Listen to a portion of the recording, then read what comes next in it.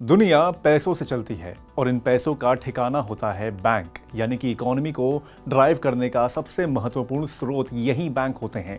देश में करीब 33 सरकारी एवं निजी बैंक हैं जो देश भर में लोगों को वित्तीय सुविधाएं प्रदान करते हैं, साथ ही सरकार को भी अपनी सेवाएं प्रदान करने में मदद करते हैं।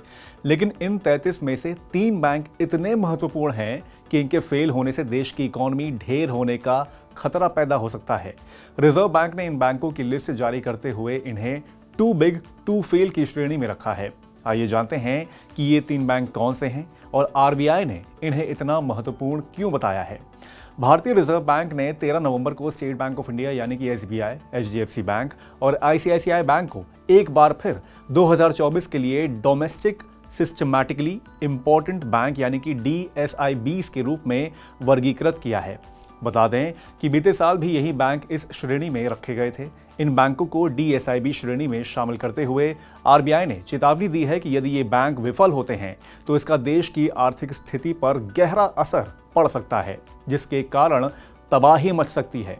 इसके लिए इन बैंकों को अतिरिक्त कॉमन इक्विटी टियर 1 यानी कि CET1 पूंजी मानक बनाए रखने की जरूरत होगी, जिसे कैपिटल कंजर्वेशन बफर के साथ पूरा किया जाएगा।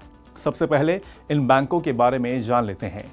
सिस्टमैटिकली इंपॉर्टेंट बैंक रूप से पहचाने गए ये बैंक वे वित्तीय संस्थान हैं जिनकी पहचान आरबीआई द्वारा की जाती है, जिनकी विफलता या संकट व्यापक वित्तीय संकट को जन्म दे सकता है और साथ ही संपूर्ण वित्तीय प्रणाली की स्थिरता को भी खतरा पैदा कर सकता है। इसलिए उन्हें टू बिग टू फेल माना जाता है। आइए अब जान लेते हैं कि यदि ये बैंक इतने जरूरी हैं तो इन्हें अर्थव्यवस्था की मजबूती के लिए करना क्या होगा। रिजर्व बैंक के नियमों के अनुसार इन वाणिज्यिक बैंकों को कम से कम 8% पूंजी अनुपात बनाए रखना होता है। इसका मतलब है कि बैंक की कुल रिस्क वेटेज एसेट्स का एक हिस्सा इन्हें हमेशा बनाए रखना होता है, जिससे संकट के समय भी बैंक स्थिरता के साथ अर्थव्यवस्था की जड़ें मजबूती से थामे रखे। अब आप समझ ही चुके होंगे कि ये बैंक भारत के लिए कितने जरूरी हैं। अब रिजर्व बैंक की भी चेतावनी को समझ लेते हैं। इन बैंकों की लिस्ट जारी करते हुए आरबीआई ने गंभीर चेतावनी भी दी है।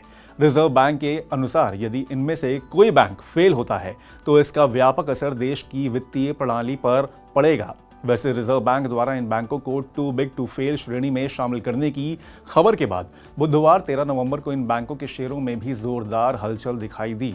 एचडीएफसी बैंक के शेयर में 0.24% की गिरावट आई और ये 1,714 रुपए पर रहा, जबकि एसबीआई के शेयर 0.82% की गिरावट के साथ 819 रुपए 90 पैसे और आईसीआईसीआई बैंक के शेयर 0.39% की गिरावट के साथ 819 रुपए 90 पैसे पर ट्रेड हो रहे थे।